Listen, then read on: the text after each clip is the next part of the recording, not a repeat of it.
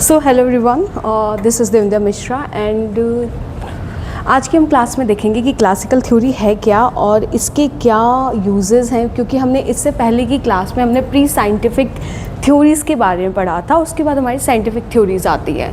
तो चलिए without any delay we will start. So basically हम ये देखते हैं कि क्लासिकल थ्योरी होती क्या है।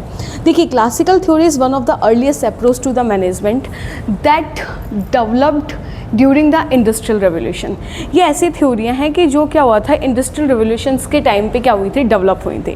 क्योंकि क्लासिकल थ्योरी का टाइम पीरियड कुछ ऐसा है जो 1800 के टाइम पे ये जो थ्योरीज़ हैं वो स्टार्ट हुई थी। तो यहाँ पे मेनली फोकस किया गया था ऑर्गेनाइजेशन की एफिशिएंसी को इम्प्रूव करने के लिए। किसके थ्रू? स्पेशलाइजेशंस के थ्रू। यहाँ पे क्लियर अथॉरिटी होनी चाहिए, स्टैंडर्ड प्रोसीजर्स होने चाहिए and the formal organisation structure भी होने चाहिए। ठीक है, अब इन्होंने बताया कि फोकस एरिया क्या क्या था क्लासिकल थ्योरी पे। तो सबसे पहले इन्होंने बात करी स्पेशलाइजेशन पे कि हमें क्या करना है, कि हम अभी तक क्या कर रहे थे कि काम किसी से कुछ भी करवा ले रहे थे। ठीक है, यहाँ पे इन्होंने बात की कि हमें break down into work small part, कि हमें छोटे छोटे पार्ट्स में क्या करना है, अपने कामों को बांटना है, सबको एक स्पेसिफिक टास्क देना है। देन इन्होंने बताया क्लियर अथॉरिटी। क्लियर अथॉरिटी का मतलब क्या है कि यहाँ पे हमने चेन ऑफ कमांड को एक क्लियर स्ट्रक्चर तरीके से क्या किया है, बताया है कि नहीं आपका जो क्या बोलते हैं कि अथॉरिटी होनी चाहिए वो स्ट्रिक्टली एक ऊपर से नीचे हायरार्की को फॉलो करे, जहाँ पे आपकी रिस्पॉन्सिबिलिटीज़ हैं वो क्या हो, वेल डिफाइन हो। इन्होंने बताया स्टैंडर्ड प्रोसीजर। स्टैंडर्ड प्रोसीजर का मतलब क्या है कि जो आपका वर्क है, जो आपका काम है, वो एक स्पेसिफिक प्रोसीजर को फॉलो करते हुए करना चाहिए आपको। उसके बाद बताया इसने फॉर्मल ऑर्गेनाइजेशन का स्ट्रक्चर क्या क्या होने चाहिए। तो इसने बताया कि हम सबको एक वेल डिफाइंड स्ट्रक्चर होना चाहिए, कि हमें पता रहे कि हमें करना क्या है। क्योंकि जब तक आपको ये नहीं पता रहेगा आपको करना क्या है, तो आप किसी भी काम को सही तरीके से नहीं कर सकते।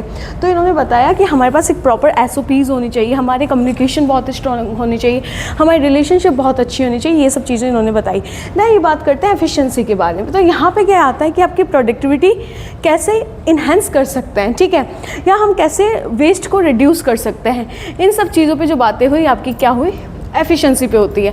अब ये बता रहा है how to work, how to मतलब कि हमें काम कैसे करना है। तो इन्होंने सबसे बताया कि आप सबसे पहले स्पेशलाइजेशन पे फोकस करें, कि आप जितने ज़्यादा स्पेशलाइज होंगे अपने काम को करने के लिए, आप काम को उतने बेहतरीन तरीके से कर सकते हैं। दूसरा इन्होंने बोला आपके डिफाइन जो रोल है वो रोल आपकी प्रॉपर डिफाइन होनी चाहिए। फॉर एग्जाम्पल मैं HR हूँ तो मुझे HR का ही काम मिले, ना कि फाइनेंस का या ऑपरेशंस का।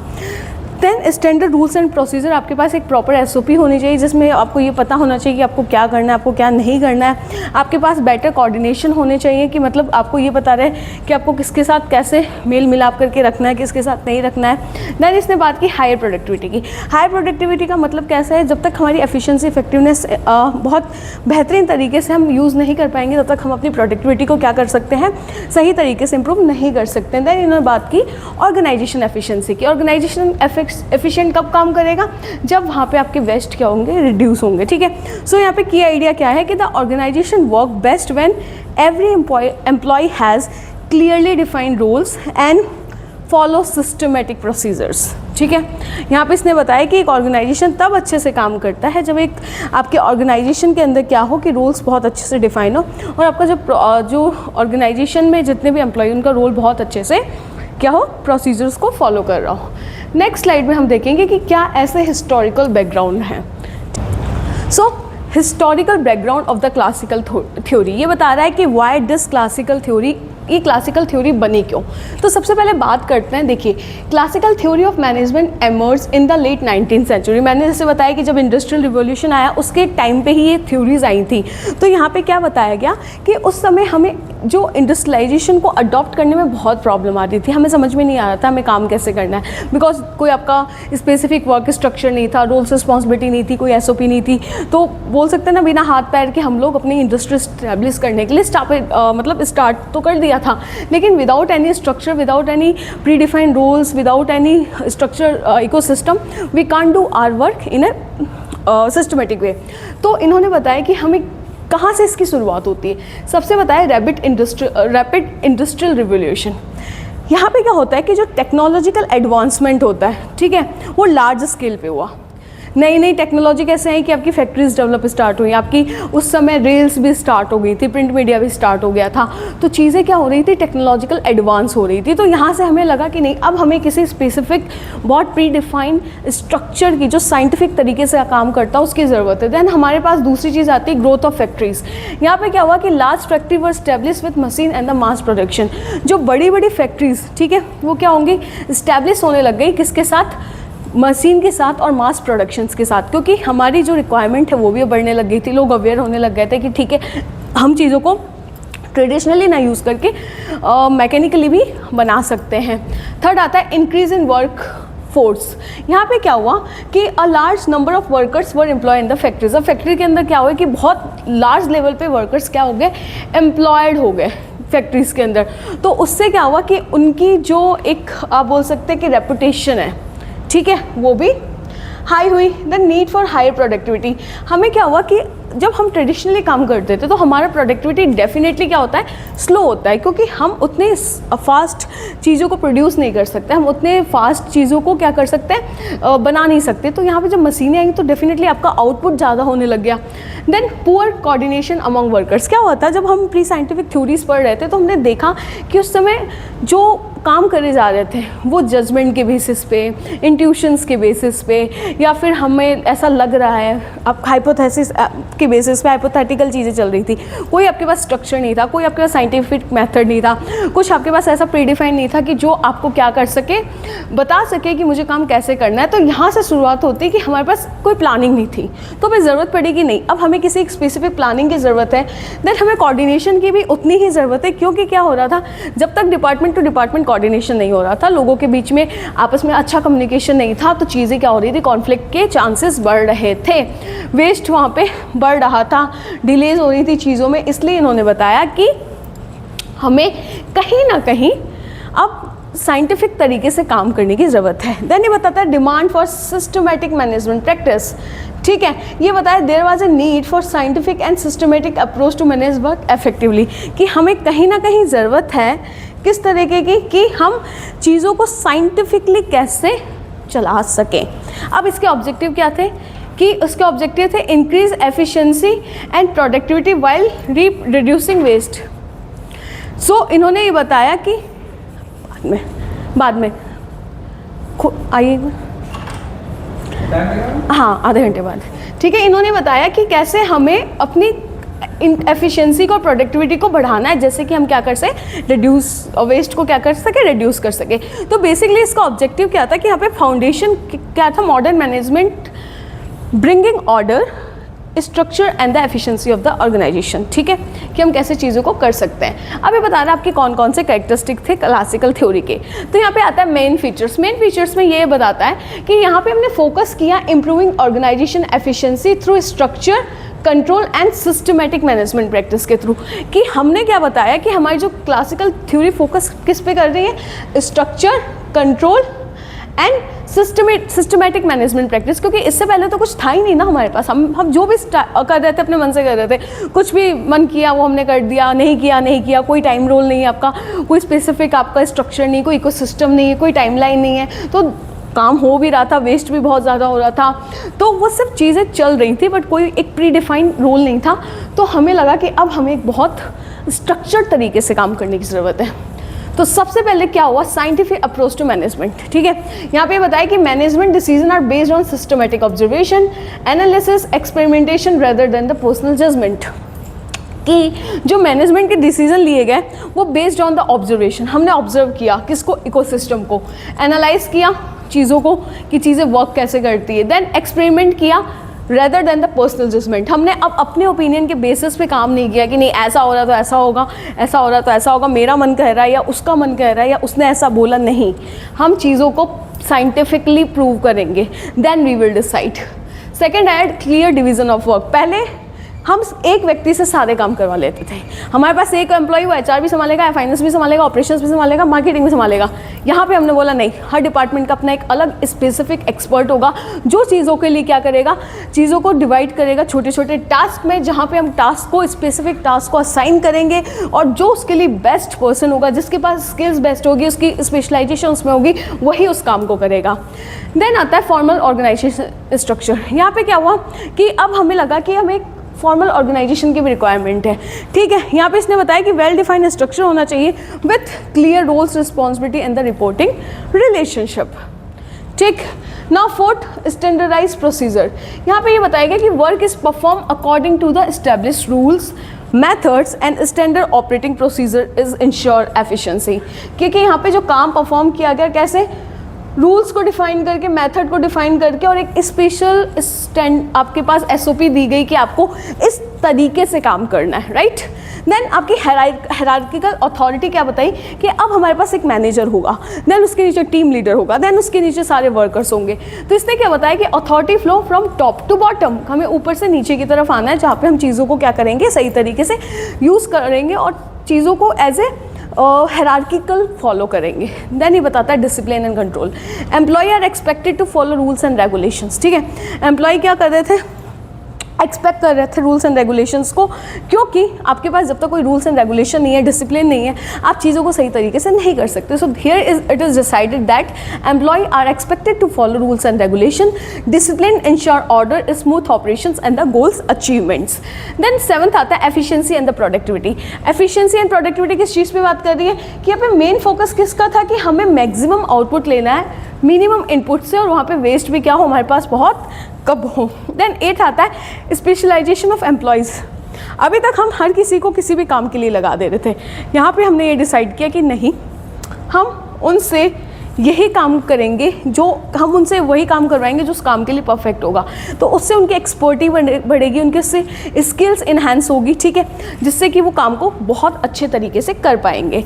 अब यहाँ पे की आइडिया क्या है कि जो क्लासिकल थ्योरी थी वो किस चीज़ पे बिलीव करती थी कि organisation work best when employ are defined role, कि एक ऑर्गेनाइजेशन तभी बहुत अच्छी से तरीके से काम कर सकता है जब हम एक ऑर्गेनाइजेशन के अंदर उसको बताएं कि तुम्हें सच में करना क्या है। हम ऐसा नहीं कि वो आ रहा है, हमने उसको आज इस काम में लगा दिया, कल उस काम में लगा दिया, ऐसे काम नहीं होता है। उन्होंने बताया कि आपको एक स्टैंडर्ड प्रोसीजर को फॉलो करना पड़ेगा, ठीक है। फिर बताया गया कि आपको एक स्ट्रक्चर इकोसिस्टम के अंदर काम करना पड़ेगा, जिससे कि आप कॉमन गोल को क्या कर सको, अचीव कर सको। आई होप ये आपको समझ में आया होगा कैरेक्टरिस्टिक्स। नाउ हम बात करेंगे कि कौन कौन सी ऐसी 3 ब्रांचेस थी क्लासिकल थ्योरी की जो कि इस थ्योरी को और मजबूत और बोल सकते हैं कि स्ट्रॉन्ग बनाती हैं, ठीक है। ब्रांचेस ऑफ क्लासिकल थ्योरी क्या कहती है, सबसे पहले हम समझते हैं साइंटिफिक मैनेजमेंट। क्या हुआ, एक फिलोसोफर थे या एक थिंकर्स थे F.W. टेलर। उन्होंने क्या बताया, उन्होंने कुछ ऑब्जर्वेशन किया, एक्सपेरिमेंट किया, then he gives certain rules कि हमें काम को करना कैसे। तो वो बात करते हैं कि हमें सबसे पहले फोकस करना पड़ेगा वर्कर्स की एफिशिएंसी को इन्हांस करने के लिए। जब तक आपका वर्कर एफिशिएंट नहीं है काम करने को, वो आपका काम अच्छे तरीके से नहीं कर पाएगा। तो उन्होंने यहाँ पे एफिशिएंसी पे फोकस किया। फिर उन्होंने बोला कि हमें अब साइंटिफिक मेथड भी यूज़ करने चाहिए, क्योंकि हम टाइम और मोशन को कंट्रोल नहीं कर पाएंगे। तो उन्होंने टाइम एंड मोशन स्टडी को यहाँ पे डिफाइन किया, और उन्होंने क्या बताया कि right man for the right job. एक सही व्यक्ति, मतलब एक सही व्यक्ति को सही काम मिलना चाहिए, वही तभी वो काम को क्या करेगा, सर्टेन तरीके से पूरा कर पाएगा। तो यहाँ पे फोकस क्या हुआ, task and the workers. Then administrative management, यहाँ पे क्या बोलते हैं कि हेनरी फ्योल क्या बताते हैं कि focus on overall organisation and management functions. यहाँ पे किस बात पे हो रही है कि हमें फोकस करना था कि ओवरऑल ऑर्गेनाइजेशन एंड मैनेजमेंट के फंक्शंस को, जहाँ पे इन्होंने बोला कि अब हमें, इन्होंने जो हेनरी फ्योल थे, इन्हें बोलते हैं father of the administrative management. So इन्होंने बेसिकली क्या दिया था, 14 प्रिंसिपल दिए थे, जिसपे इन्होंने बताया कि एक ऑर्गेनाइजेशन को अपने मेन 5 फंक्शंस पे काम करना चाहिए। उसको प्लानिंग बहुत अच्छी तरीके से करना चाहिए, चीज़ों को ऑर्गेनाइज बहुत अच्छी तरीके से करना चाहिए, कमांड करना चाहिए, कोऑर्डिनेट करना चाहिए एंड द कंट्रोल करना चाहिए। This is actually the main key बोल सकते हैं वे टू कंट्रोल द और to arrange the work in a best possible manner. Then third आते हैं ब्यूरोक्रेटिक मैनेजमेंट, जिन्होंने डिफाइन किया मैक्स वेबर ने। मैक्स वेबर क्या बताते हैं कि आप फोकस करिए किस पे, फॉर्मल स्ट्रक्चर एंड अथॉरिटी पे, जहाँ पे उन्होंने बताया कि emphasise rule, hierarchy and the discipline. हमें फोकस किस किस पे करना है, रूल्स पे, हायरार्की पे और डिसिप्लिन पे। उन्होंने प्रमोट किया कि इंटरपर्सनल रिलेशनशिप बहुत ज़्यादा ज़रूरी है एम्प्लॉयज़ के बीच में यदि आपको काम को बहुत सही तरीके से करवाना है, एंड मेरिट बेस्ड रिक्रूटमेंट भी आपको करने पड़ेंगे, तभी आप काम को क्या कर सकते हैं, सही तरीके से कर सकते हैं। तो यहाँ पे बात आती है, पहले के अंदर टेलर साहब बोलते हैं कि हमें टास्क एंड वर्क पे काम फोकस करना है, इन्होंने बोला ऑर्गेनाइजेशन एंड मैनेजमेंट के फंक्शंस पे फोकस करना है, और इन्होंने बताया स्ट्रक्चर, रूल्स एंड अथॉरिटी पे काम करना है। देन अब बात आती है थोड़ा सा और डीप समझने की। तो सबसे पहले बात करेंगे हम टेलर की, जिनका पूरा नाम था फ्रेडरिक विंस्लो टेलर, ठीक है। तो इन्होंने एक साइंटिफिक मैनेजमेंट के प्रिंसिपल को दिया। इनका मेन फोकस था कि हमें वर्कर की प्रोडक्टिविटी को बढ़ाना है, किससे के थ्रू, साइंटिफिक मेथड के थ्रू। अब इन्होंने बताया प्रिंसिपल, 5 प्रिंसिपल उन्होंने बताया कि हमें यदि हम इन प्रिंसिपल को फॉलो करते हैं अपने ऑर्गेनाइजेशन के अंदर, तो मेरा जो वर्कर है वो बेस्ट तरीके से काम को कर पाएगा। तो इनका जो ड्यूरेशन माना जाता है वो 1856 से लेके 1915 तक, ठीक है। उन्होंने सबसे पहले ये बताया science not rule of thumb, ठीक, means use scientific method like study. आप साइंस को यूज़ करो एक स्टडी की तरह, एनालाइज करो, एक्सपेरिमेंट करो to find the best way to do work, काम को अच्छे तरीके से करने के लिए। आप इसको एक स्टडी की तरह फॉलो करो, ऐसे as a principle, as a आप इसको क्या बोल सकते हैं कि चीज़ों को ऐसे लेके मत चलो कि ये चीज़ एक बार मतलब हो गई तो अब नहीं हो पाएगी, नहीं, जर्नलाइज वे में आप काम करना स्टार्ट करिए। इन्होंने बताया साइंटिफिक सिलेक्शन ऑफ वर्कर कैसे होता है। ये बोलते हैं कि select right person for the right job, उसकी स्किल्स, एबिलिटीज और उसकी सूटेबिलिटी के अकॉर्डिंग आप उसे काम दीजिए। ऐसे नहीं है कि मैंने एचआर के पर्सन को मार्केटिंग का काम दे दिया, मार्केटिंग को ऑपरेशंस दे दिया, ऑपरेशंस को फाइनेंस दे दिया, काम ऐसे नहीं चलेगा। If the person is good for something, so आप उसको उसी के टाइप का काम दो। फॉर एग्जाम्पल मेरी एक्सपर्टीज एनालिटिक्स में है, तो I should be I have to do my work related to analytics. ऐसा नहीं है कि मैं एनालिटिक्स की स्पेशलाइजेशन लेके आपका फाइनेंस तो संभाल सकती हूँ, लेकिन मार्केटिंग या कोई अदर और संभाल रही हूँ, ठीक है। इन्होंने बताया ट्रेनिंग एंड डेवलपमेंट, हमें अपने एम्प्लॉयज़ को ट्रेन करने की भी ज़रूरत है, क्योंकि वो जब तक ट्रेन नहीं होंगे, उनके पास प्रॉपर स्किल्स नहीं होगी, उनका इंटरपर्सनल स्किल्स इंप्रूव नहीं होगी, वो काम को बहुत अच्छे तरीके से नहीं कर पाएंगे। देन ये बात करते हैं cooperations between management and the workers, कि हमारा जो मतलब हायर अथॉरिटी है और जो हमारी लोअर अथॉरिटी है, उन दोनों के बीच में क्या होना चाहिए, कॉपरेशन होना चाहिए, ठीक है। कॉपरेशन इन द सेंस, जब तक वो चीज़ों को सही तरीके से म्यूचुअल अंडरस्टैंडिंग के थ्रू, म्यूचुअल बेनिफिट के थ्रू नहीं करेंगे, तब तक आपकी ऑर्गेनाइजेशन की सक्सेस होना पॉसिबल नहीं है। Than equal division of work, यहाँ पे बताया गया कि divide work and responsibility equally between management and the workers. तो क्या बोलता है कि maximum output with the minimum effort. यहाँ पे बताया गया कि आपका जो मैक्सिमम आउटपुट कहाँ से मिलता है, आपके मिनिमम एफर्ट से थ्रू मिलता है। So higher productivity plus less effort ensure करता है आपकी मैक्सिमम एफिशिएंसी को। सो बेसिकली जो आपसे कभी पूछ लिया जाए कि टेलर ने क्या कहा था, तो आप सिर्फ इन 5 चीज़ों पे फोकस करेंगे। Science is not rule of thumb, science rule of thumb नहीं है, हर जगह चल सकता है, मोल्ड हो सकता है, एक नॉर्मल स्टडी की तरह कंसीडर करिए।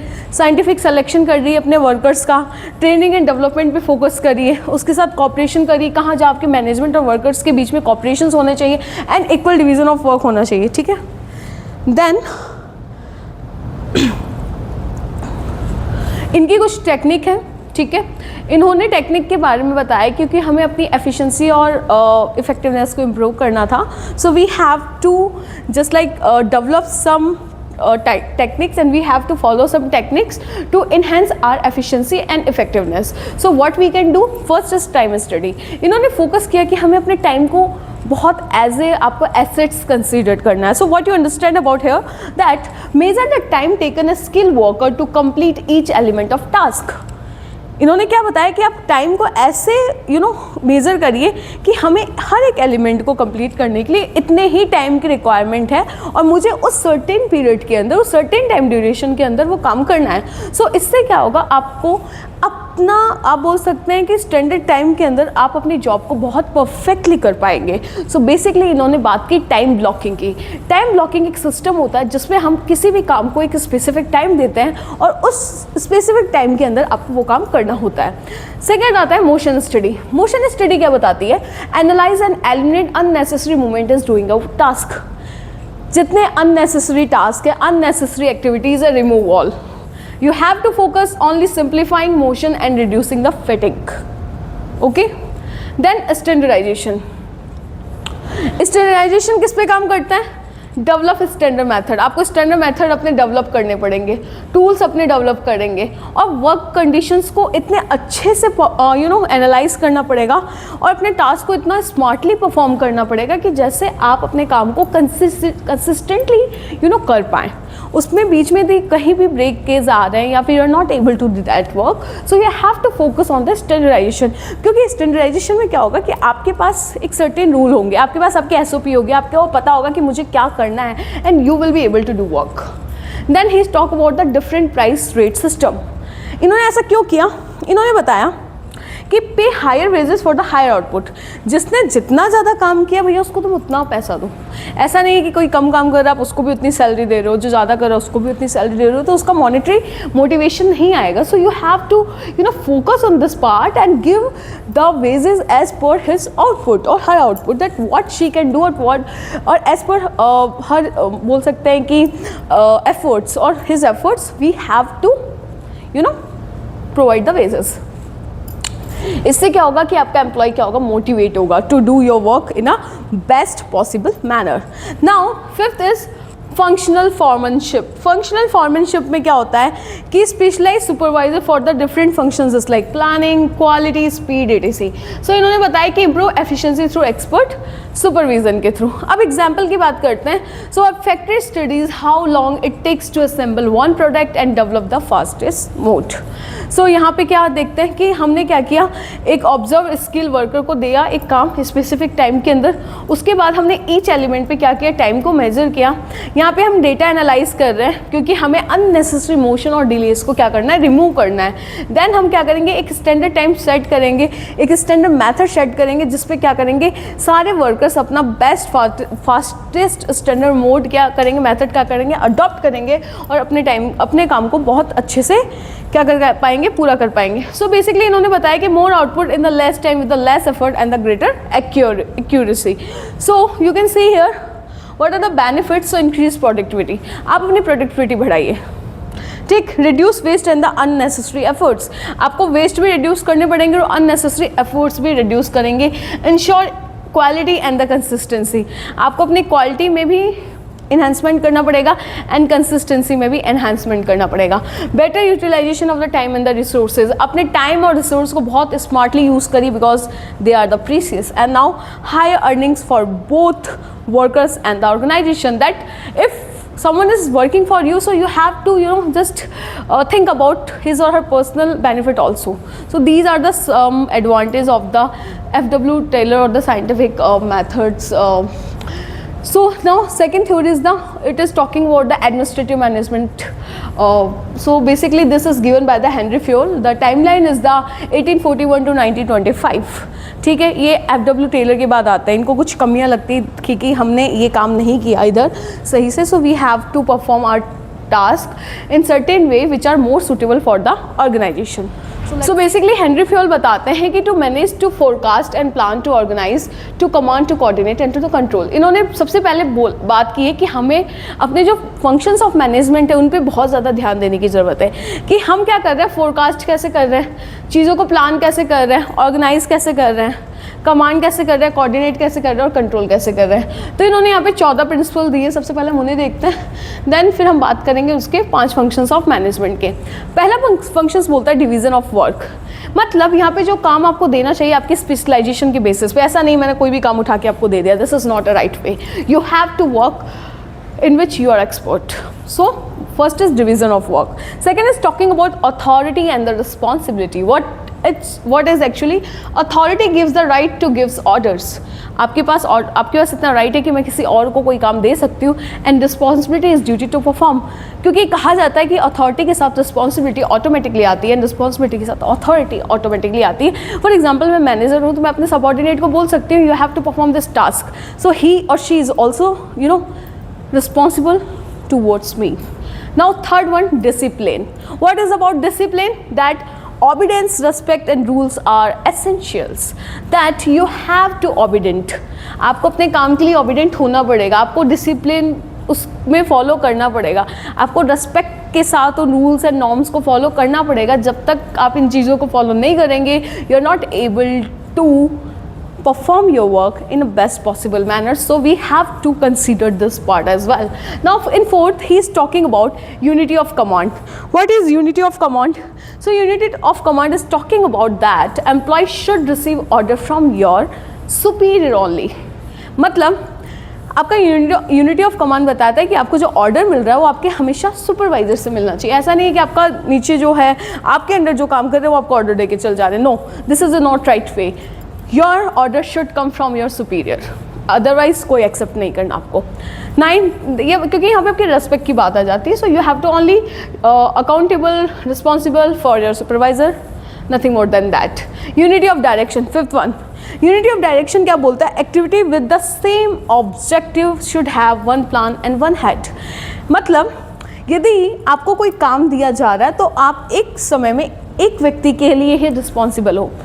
फॉर एग्जाम्पल मुझे आज कोई टास्क मिला तो मेरे ऊपर ऑलरेडी एक सुपरवाइज़र है, सेम टाइम पे मुझे कोई दूसरा टास्क मिलता है उसके लिए कोई और दूसरा पर्सन यदि मुझे बोलता है कि तुम्हें ये करना है, वो चीज़ गलत है। आपको सेम टाइम पे एक व्यक्ति से एक ही कमांड मिलना चाहिए, तो उससे आपकी एफिशिएंसी इन्हांस होंगी।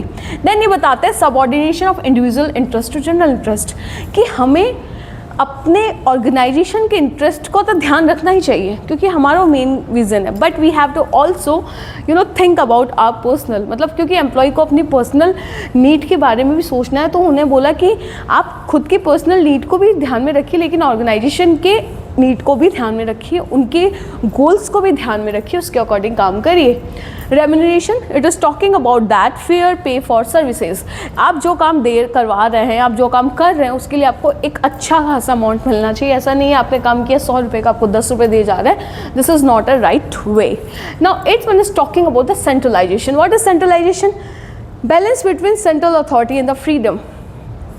आपको जो काम दिया जा रहा है, ठीक है, वो सेंट्रलाइज हो, चीज़ें कंट्रोल हो सके, ठीक है, आपकी फ्रीडम इंश्योर हो सके, तो वहाँ पे इन चीज़ों को बताया गया है। Scalar chain is actually talking about that कि आपको कोई भी हायरार्की फॉलो करनी है तो which should be top to bottom, कि वो ऊपर से नीचे आ रही है। मतलब मैनेजर के बाद टीम लीडर के बाद आपका shop floor supervisor, then your आपके एम्प्लॉयज़। ऐसा नहीं है कि आप किसी को भी कुछ कमांड दे रहे हैं, किसी को कुछ किसी के लिए अकाउंटेबल बोल रहे हैं, this is not a right way. That is order. Order मतलब जो यहाँ पे ऑर्डर यहाँ पे इस चीज़ के लिए बताया गया कि a place for everything and everything is place. मतलब हर एक प्रोडक्ट के लिए अपनी एक राइट जगह है और उस राइट जगह की अपनी एक पोजीशन होनी चाहिए। 11th is talking about the equity. What is about equity? It's a kindness and justing build a loyalty. It means सबके साथ आप इक्वल बिहेव करेंगे। If someone is special for you, it is biased and you are not loyal for your organization, not for your employees, because you are doing bias for someone or for someone not. So you should be loyal for everyone, you should be loyal for your organization. Stability, tenure of the personnel. आप अपना turnover कैसे घटाओगे? Turnover क्या होता है? जब आपका employ organisation को कितने टाइम में छोड़ के जा रहा है, यदि वो बहुत जल्दी जा रहा है, इट मीन्स आपका टर्नओवर रेशियो बहुत ज़्यादा है, इट मीन्स आपके एम्प्लॉयज़ आपसे खुश नहीं है। तो उन्होंने बोला आप इस काम को क्या करिए और रिड्यूस करिए एंड अपने टर्नओवर रेशियो को घटाइए, ठीक है। इनिशिएट क्या बोलता है? Encourage employees to take initiative. यहाँ पे एम्प्लॉयज़ को क्या करिए? इनिशिएट करिए, जैसे वो इनिशिएटिव क्या कर सके, ले सके। नाउ 14 आता है spirit they corpus. It means क्या होता है? टीम स्पिरिट एंड हार्मनी को क्या करना है? हमें इन्हांस करना है, जैसे कि क्या हो कि हम सक्सेस को इंश्योर कर सकें। देन उन्होंने बात की 5 फंक्शंस की, that planning, organising, commanding, coordinating and the controlling. Planning के अंदर क्या होता है? Decide in advance what to do, how to do and when to do and by whom, ठीक, कि कौन काम करेगा, कैसे काम करेगा, कब काम होगा, कहाँ काम होगा, ये सब हमें पहले ही डिसाइड कर लेना है, हम इसको बाद में नहीं करेंगे, because this is the first function of the management. Then he is talking about the organising. Organising come in arrange and the structure work, ensure assign roles and the allocated resource, कि आपको अपने work को कैसे structure तरीके से assign करना है, आपकी कॉस्ट हम कैसे बेस्ट तरीके से कम कर सकते हैं, एंड हम रिसोर्स को कैसे प्रॉपरली अलोकेट कर सकते हैं. Then commanding. कमांडिंग में ये आता है कि हम अपने एम्प्लॉयज़ को कैसे कमांड दें जैसे वो अपने काम को और अच्छे तरीके से क्या कर सके, फुलफिल कर सके. कोऑर्डिनेट का मतलब क्या होता है कि हम डिफरेंट एक्शंस में कैसे कोऑर्डिनेट कर सकते हैं. ठीक है.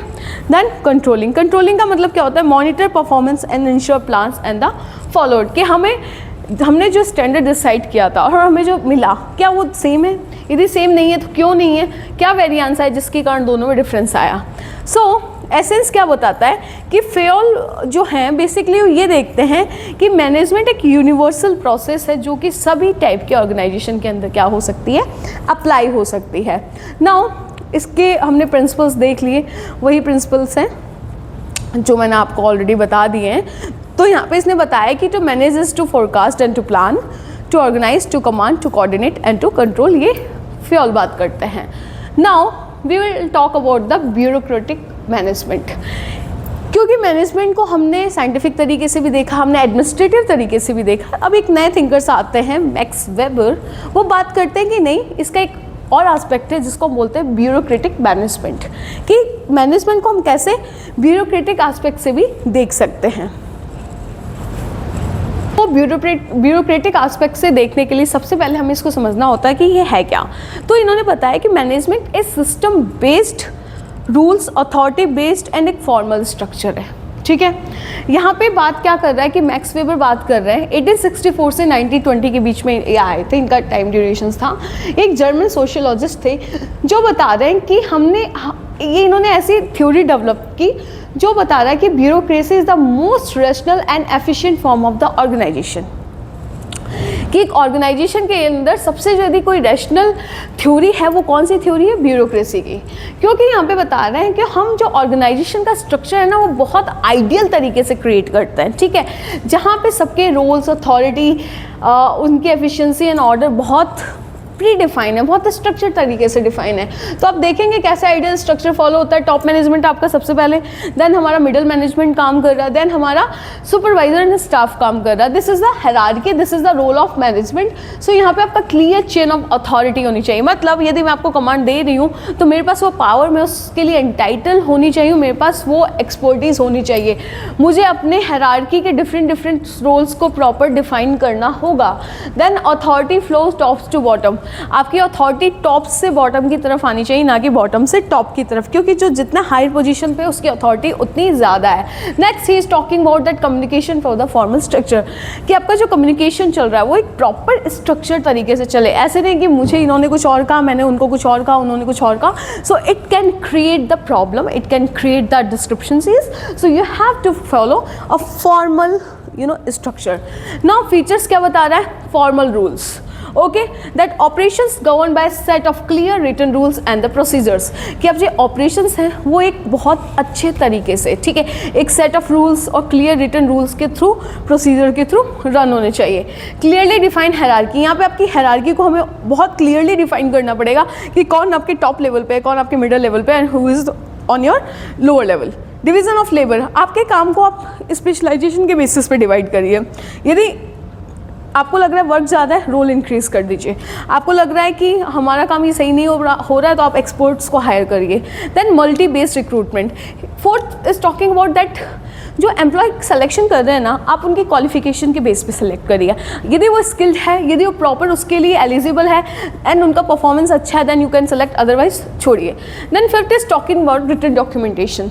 आपके ऑर्गेनाइजेशन के अंदर जो भी डॉक्यूमेंटिंग प्रोसीजर है, it should be in written form. Decisions, rules, transaction, ये सब एक रिटर्न फॉर्म में होने चाहिए। ऐसा नहीं है कि आप कहीं कुछ वर्बली बोल दे रहे हैं and he is acceptable, not, this is not a right way. And sixth is talking about the impersonal relationship. What is talking about? That relationship are based on the organization role. ये organization के role पे based होनी चाहिए, ना कि आपकी personal feelings के base पे और favoritism के बेसिस पे। तो basically ये भी बात कर रहे हैं कि हमें किसी के लिए bias नहीं होना है, हमें बहुत set तरीके से, बहुत structured तरीके से organization को run करना है, जहाँ से हम ये ensure कर पाएंगे कि हमारा एक organization कैसे efficiently, consistently and stable काम कर रहा है, क्योंकि हमारे वहाँ पे रूल्स, स्ट्रक्चर एंड जो अथॉरिटी होगी वो क्लियरली डिफाइन होगी। सो ब्यूरोक्रेटिक मैनेजमेंट इस चीज़ को इंश्योर करता है। सो बेसिकली इन्होंने बोला कि it is a backbone of many organisation including government institutions, bank and other corporations as well. So comparison देखते हैं इन तीनों थिंकर्स का अपने आप में क्या क्या डिफरेंट ओपिनियन था, क्यों इन्होंने अलग अलग पर्सपेक्टिव दिए, क्योंकि सबको कुछ ना कुछ कमियां लगी होंगी, उनको लगा होगा कि हम कैसे इसमें ऐड ऑन कर सकते हैं। साइंटिफिक जो प्रिंसिपल दिया था एफ.डब्ल्यू. टेलर ने, ठीक है, सेकंड दिया था एडमिनिस्ट्रेटिव प्रिंसिपल हेनरी फ्योल ने, एंड थर्ड दिया था मैक्स वेबर ने। ये इनके फाउंडर्स थे। फोकस किस पे करते हैं? ये बोलते हैं कि आप वर्कर्स पे काम करिए। एफ.डब्ल्यू. टेलर बात कर रहे हैं, हेनरी फ्योल बता रहे नहीं, आप मैनेजर्स पे फोकस करिए। एंड द ब्यूरोक्रेटिक स्टडी जो मैक्स वेबर ने दी थी वो बात करते हैं आपको जो फोकस करना चाहिए वो ऑर्गेनाइजेशन पे करना चाहिए। मतलब सबसे ये बोल रहे हैं ऑर्गेनाइजेशन पे काम करिए, आप मैनेजर्स पे काम करिए और वर्कर्स पे काम करिए। इन्होंने एम्फेसिस किया प्रोडक्टिविटी पे कि हमारी प्रोडक्टिविटी कैसे बढ़ेगी, हमें उस चीज़ को सोचना चाहिए। ये बोलते हैं नहीं, यदि आपका मैनेजमेंट फंक्शंस अच्छा होगा तो आपकी प्रोडक्टिविटी ऑटोमेटिकली एनहांस हो जाएगी। देन थर्ड बताते हैं ऑर्गेनाइजेशनल स्ट्रक्चर आपका बहुत स्मूथ रन करना चाहिए, जैसे फिर आपकी चीज़ें अच्छी तरीके से रन कर सके। Level of application factory level पे डेफिनेटली, टॉप लेवल मैनेजमेंट आपका एडमिनिस्ट्रेटिव लेवल पे कैसे काम करता है वो डिफाइन करता है, एंड द फॉर्मल रूल्स आपके क्या होंगे। सो बेसिकली दिस थ्योरी आपकी फाउंडेशन है मॉडर्न मैनेजमेंट की, क्योंकि मॉडर्न मैनेजमेंट के अंदर सबसे ज़्यादा इन थ्योरीज को फॉलो किया जाता है, क्योंकि इन्होंने एक structure, efficient and order organisation को क्या किया है, इंश्योर किया है। नाउ एडवांटेज देखते हैं कि क्लासिकल थ्योरी के एडवांटेज क्या होते हैं। सो क्लासिकल थ्योरी एक प्रोवाइड करती है स्ट्रॉन्ग फाउंडेशन फॉर ऑर्गेनाइजेशन के लिए। कि स्ट्रॉन्ग फाउंडेशन यदि कहीं से आता है, क्योंकि क्लासिकल थ्योरी प्रोवाइड करती है, क्योंकि उन्होंने वहाँ पे प्रॉपर स्ट्रक्चर को इंश्योर किया, ऑर्डर को इंश्योर किया, एफिशिएंसी को इंश्योर किया। तो सबसे पहला हमें एडवांटेज होता है हमारी एफिशिएंसी इंप्रूव हो रही है, क्योंकि हम लोग यहाँ पे क्या कर रहे हैं, वेल डिफाइंड मेथड अडॉप्ट कर रहे हैं, हम प्रॉपर प्रोसीजर्स को फॉलो कर रहे हैं, हम अपने टास्क को बहुत जल्दी पूरा करने की कोशिश कर रहे हैं, और कोशिश कर रहे हैं कि हमारे जो रिसोर्स हैं वो जितना कम वेस्ट हो उतना अच्छा है। इन्होंने बात की क्लियर रिस्पॉन्सिबिलिटी की, क्योंकि जब तक आपके रोल्स आपको अच्छे तरीके से डिफाइन नहीं होंगे, आपको आपकी ड्यूटीज़ पता नहीं होगी, आपको नहीं पता आपको क्या करना है, तब तक आप अपने काम को बेस्ट तरीके से नहीं कर सकते। बेटर कोऑर्डिनेशन क्या बताता है कि जब तक आपको आपकी हायरार्की स्मूथली वर्क नहीं कर रही, आपके डिपार्टमेंट के बीच में कोऑर्डिनेशन नहीं, क्लियर कम्युनिकेशन नहीं, you can't do work in a department और इंडिविजुअल वाइज। नाउ स्टैंडर्डाइज क्या बताता है? Standard method and the procedure ensure uniformity. आप कभी भी आ रहे हैं, कभी भी जा रहे हैं, जिस मन से मन कर रहा है वैसा काम कर रहे हैं। So you should have SOPs to reduce the wastage, to reduce the error and the confusion. जब हम फैक्ट्रीज में विजिट करते हैं तो हम देखते हैं कि वहाँ पे हर चीज़ का एक set of rules and regulations लिखे रहते हैं कि जैसे कौन सी मशीन कैसे ऑपरेट करेगी, इसमें कितना रिसोर्स चाहिए, इसमें कितना हमें इनपुट देना है, कितना टाइम लेगी, कितना इसका वर्किंग टाइम है, कितना इसका आइडल टाइम है, वो सब चीज़ें यहाँ पे आ जाती हैं। ठीक है, देन फिफ्थ बताता है higher productivity. Why higher productivity? Because efficiency, specialisation and the proper use of resource lead to the output for the better result. Six one is talking about the better discipline. Better discipline, क्योंकि जब तक आपकी organisation के अंदर एक अच्छा discipline नहीं है, ठीक है, rules, regulation and authority clearly define नहीं है, आपका ऑर्गेनाइजेशन अच्छे से परफॉर्म कर ही नहीं सकता। Then easy supervision. Easy supervision क्या होता है? A well structured organisation have clear authority levels, make supervision and the control easier for more effective. So basically classical theory बताती है कि हम कैसे एक ऑर्गेनाइजेशन को स्टेबल, एबिलिटी और एफिशिएंसी के थ्रू रन कर सकते हैं, जैसे हमारे गोल्स बहुत अच्छे से क्या हो सके, अचीव हो सके। Now we are talking about the limitations. So limitations के अंदर क्या होता है? While classical theory brought structure and efficiency, it has several limitations because every coin have two sides. So first इन्होंने ह्यूमन इमोशंस को ignore किया, और सबसे बड़ी एसेट्स ऑर्गेनाइजेशन के अंदर आपके ह्यूमन्स हो सकते हैं, ह्यूमन होते हैं एक्चुअली। सो उन्होंने बोला कि आप इनकी फिजिकल और इकोनॉमिक नीड्स को तो ध्यान रखो, क्योंकि यहाँ पे सबसे बड़ी किसी ने इसके बारे में बात नहीं करी।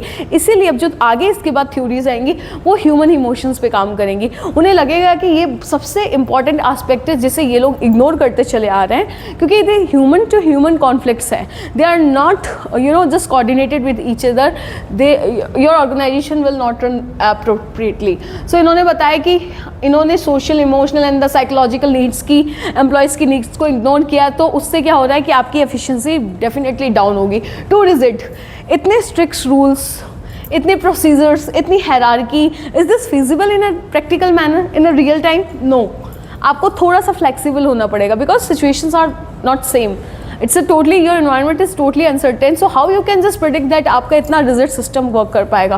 This is not a right. Now third one is talking about the employee treated like a machine.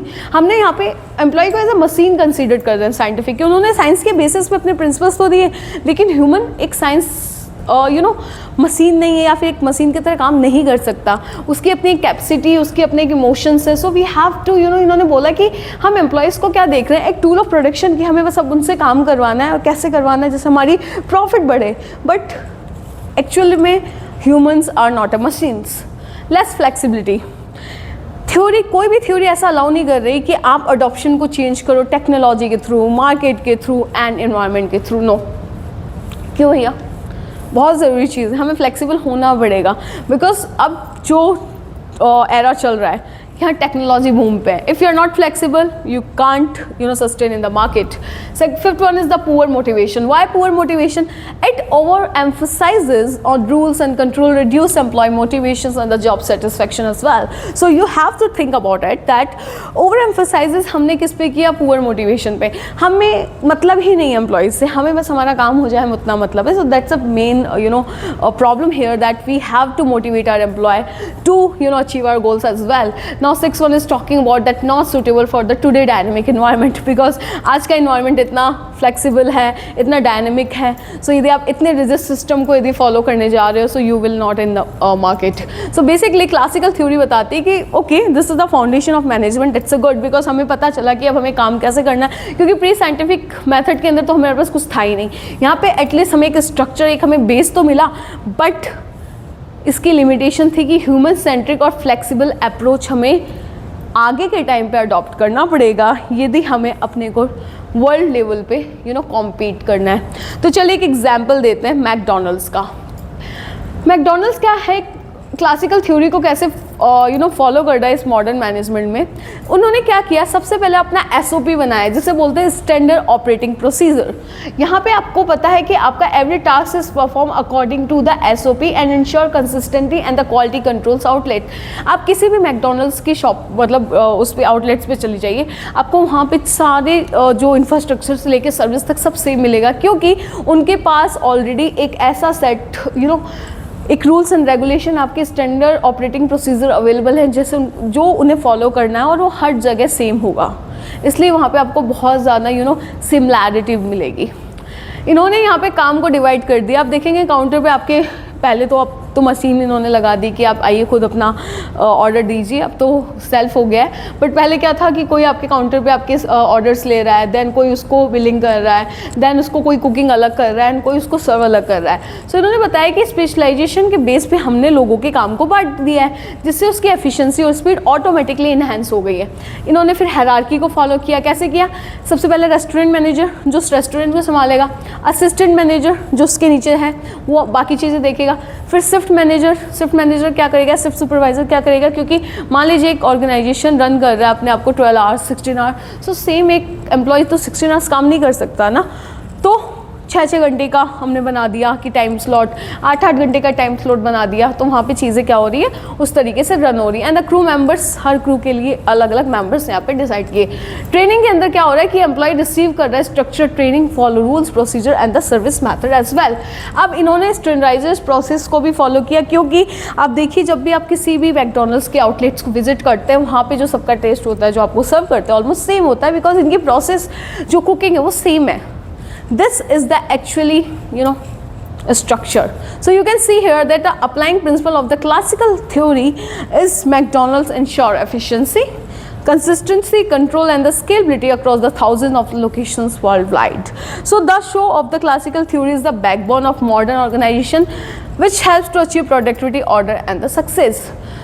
So इसका आप देखें कि कैसे क्लासिकल थ्योरी आज के ऑर्गेनाइजेशन में काम कर रही है, बिकॉज आज 100 ईयर्स हो चुके हैं इस थ्योरी को, लेकिन still we can see these theories are currently follow in different type of organization. So सबसे पहले यदि मैं मैन्युफैक्चरिंग इंडस्ट्री की बात करूँ तो वहाँ पे हम लोग काम को उनके स्पेशलाइजेशन के बेस पे डिवाइड करते हैं. हम एक स्टैंडर्ड प्रोसेस फॉलो करते हैं. हम टाइम मोशन को बहुत ध्यान रखते हैं क्योंकि वहाँ पे तो हर एक प्रोसेस का स्पेसिफिक टाइम डिसाइड होता है. वहाँ पे एक आइडल टाइम, आपका वर्किंग टाइम, आपका वर्क साइकिल्स आप देखेंगे पूरा ऑपरेशंस के कॉन्सेप्ट वहाँ पे फॉलो होते हैं. नेक्स्ट हम एफिशिएंसी एंड प्रोडक्टिविटी पे भी फोकस करते हैं. गवर्नमेंट ऑर्गेनाइजेशन की बात करिए तो आप देखेंगे वहाँ पे प्रॉपर हायरार्की फॉलो होती है. आपका जो गवर्नमेंट का सबसे ऊपर जो आपकी अथॉरिटी होगी उसकी अलग होगी. रूल्स एंड रेगुलेशंस उनके बहुत क्लियरली डिफाइन होती है. आपको क्या करना है, आपके डोंट एंड आपके डूज ऑलरेडी डिफाइन है. फॉर्मल प्रोसीजर वो लोग बहुत फॉलो करते हैं एंड उनकी रिस्पॉन्सिबिलिटी बहुत क्लियरली डिफाइन है. ठीक है ना. बैंक्स के अंदर भी सेम चीज़ है. स्पेशलाइज डिपार्टमेंट है आपका, कैशियर डिपार्टमेंट अलग है, आपका लोन डिपार्टमेंट अलग है. आपके लिए जो आपके कंज्यूमर मतलब रिगार्डिंग कंज्यूमर रिलेशनशिप डिपार्टमेंट है वो अलग, कस्टमर रिलेशनशिप डिपार्टमेंट अलग है.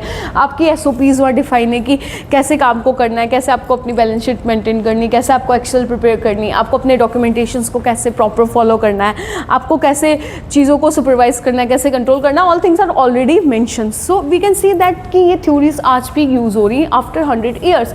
आर्मी में बहुत स्ट्रिक्टली ये चीज़ें फॉलो होती है. बहुत स्ट्रिक्ट हायरार्की फॉलो करते हैं. आपके वहाँ जर्नल है, देन मैनेजर हैं, ऑल दिस थिंग्स.